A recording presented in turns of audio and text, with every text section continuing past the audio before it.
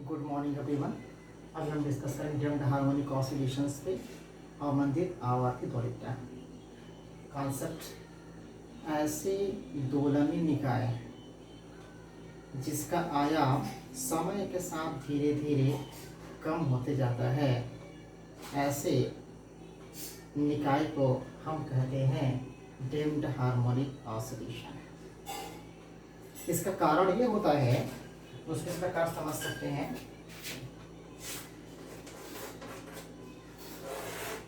मान लो ये कोई पिंड है, लोलक है, इसको हम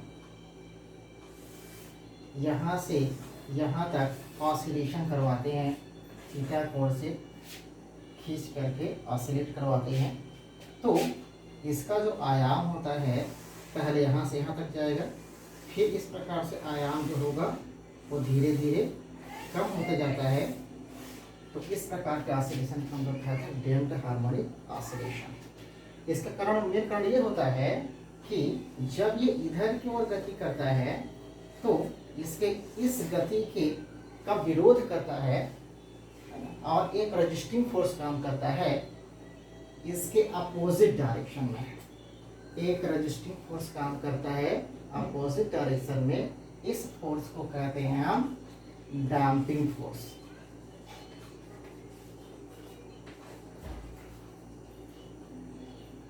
इसका मेन काम होता है कि इसके गति को कम करना, अपोजिट डायरेक्शन में अवरोध उत्पन्न करता है। और साथ में एक और फोर्स काम करता है जिसका नाम है रीस्टोरिंग फोर्स। रीस्टोरिंग फोर्स भी इसी डायरेक्शन में काम करता है। इसका मेन काम होता है इसको स्थिर रखना, स्थिर लाने का प्रयास करना। मतलब जहां से स्टार्ट हुआ था उसके ओरिजिनल जगह में, ओरिजिनल शेप में लेकर के आना है। तो ये रिस्टोरिंग फोर्स और ये क्या हुआ, डैम्पिंग फोर्स, दोनों का एक ही काम होता है। ये जैसे पहले था उसी जगह में लेकर के आना, उसी कंडीशन में लेकर के आना।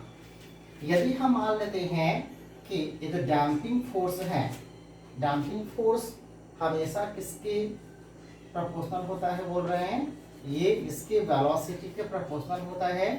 और ये दूसरा जो फोर्स है रीस्टोरिंग फोर्स, ये प्रोपोर्शनल होता है डिस्प्लेसमेंट का।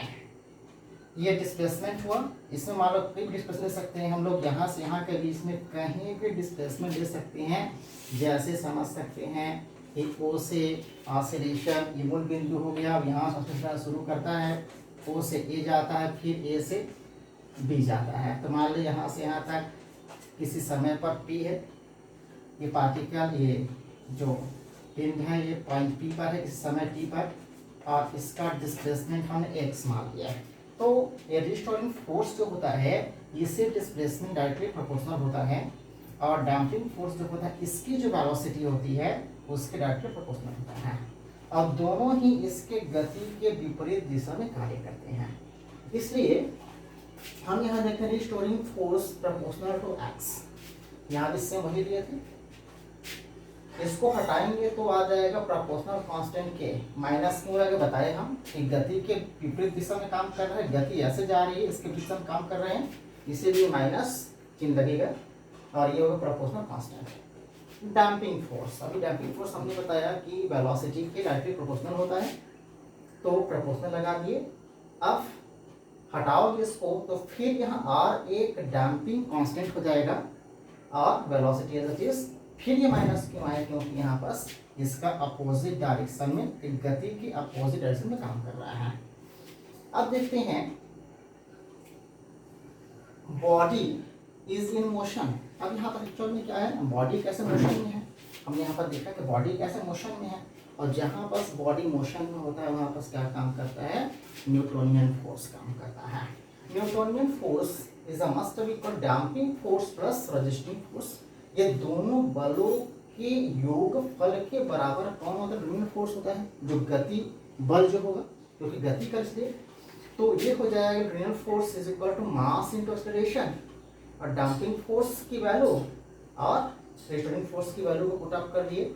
अब दोनों को ट्रांसफर करके कितना ले आएंगे, तो इतना हो जाएगी। अब m डिवाइड कर दोगे तो r बाई एम के बाई एम, इसकी वैल्यू को हम लोगों ने 2 भी मान लेते हैं और इस वैल्यू को हम लोग मान लेते हैं ओमेगा स्क्वायर।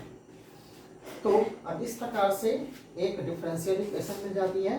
अब इसी इक्वेशन को हम लोग क्या बोलते हैं, डैम्प्ड हार्मोनिक ऑसिलेशन का डिफरेंशियल इक्वेशन।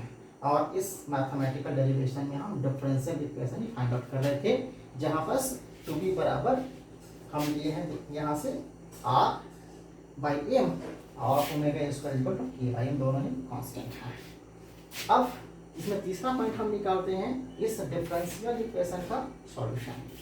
तो इसका हल ज्ञात करने के लिए हम मैथमेटिक्स में पढ़ते हैं, किसी भी डिफरेंशियल इक्वेशन के हल निकालने के लिए हम मान लेते हैं यह इसका हल है, तो वैसे हम इसका हल मान लिए x is must be equal to a to the power 4t। ये पूरी तरह से कैलकुलस से लिया गया है और इसी प्रकार से डिफरेंशियल को सॉल्व करते हैं। तो ये हमने मान लिया इतना। अब इसको डिफरेंशिएट एक बार और 2 बार। अब दोनों वैल्यू को हम यहाँ और यहाँ पुट अप कर दिए, इतना हो जाएगी। वैसे x की वैल्यू यहाँ से इसकी वैल्यू पुट अप कर देंगे, इतना हो जाएगी। और इसमें जो कॉमन एलिमेंट्स है ये और ये, इसको बाहर निकाल देंगे, इतना हो जाएगी।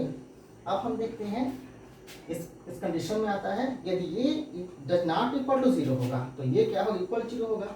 इसलिए हम यहाँ लिखते हैं e to the power alpha t does not equal to 0। उस कंडीशन में क्या होगा, ये इक्वल टू क्या होगा, 0 होगा। ये क्लास 10th पढ़े थे हम लोग। तो उसी मेथड को हम अप्लाई कर रहे हैं। मेथड ये था यदि a plus b into c होता है, यदि c does not equal to 0 होगा तो उस कंडीशन में क्या होता है, a प्लस बी ये वैल्यू क्या होता है, 0 होता है। दोनों में से एक को नॉट इक्वल टू 0 होना होता है और दूसरा उस कंडीशन में क्या होता है, इक्वल टू 0 होता है। तो हमने वही अप्लाई कर दिया। अब ये द्विघात समीकरण प्राप्त हो जाता है अल्फा का। अब इस द्विघात समीकरण का हम फार्मूला अप्लाई कर देते हैं, ये फार्मूला अप्लाई हो जाएगी।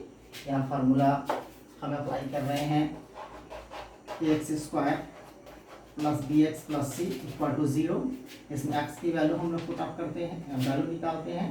ए is must be equal to minus B plus minus ये होता B square minus 4ac by 2a। इसी फार्मूले को हम लोग यहाँ पुट अप कर देंगे।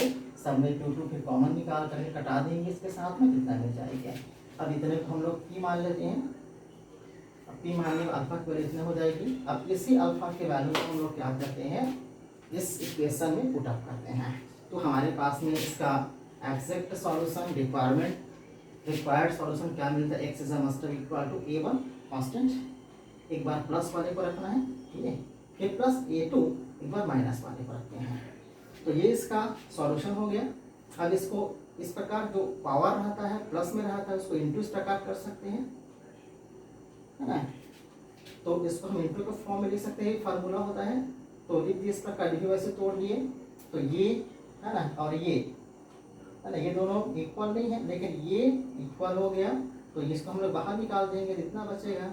तो यही क्या हो जाएगा, required solution of given differential equation हो जाएगी।